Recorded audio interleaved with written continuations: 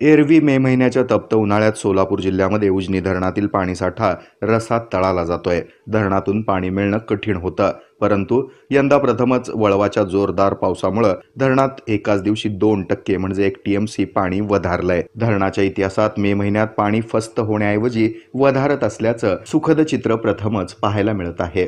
जोरदार पावसाबरोबरच तापमानात आता मोठी घट झाल्यानं धरणातील पाण्याचं बाष्पीभवन ही कमी झाल्यामुळे ही वाढ दिसून येत आहे। एकूणच 123 TMC एवढ्या प्रचंड क्षमतेच्या उजनी धरणात गतवर्षी 100% पाणीसाठा झाला होता, परंतु राजकीय दांडगाई करून हे पाणी पळवलं जातं, त्यामुळे संपूर्ण पाणीसाठा वर्षभरही पुरत नाही। यंदा अवघ्या 4 महिन्यात धरणातील पाणीसाठा 70 TMC पर्यंत फस्त झालाय। सध्या केवळ 53 TMC तो सुद्धा मृत पातळीत राहिलाय।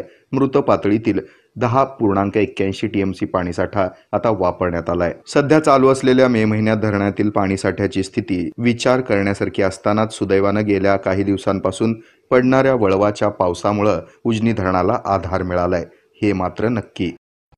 हे आहे मेट्रोकास्ट केबल नेटवर्क आणि आपण पाहत आहात द न्यूज प्लस बरच काही।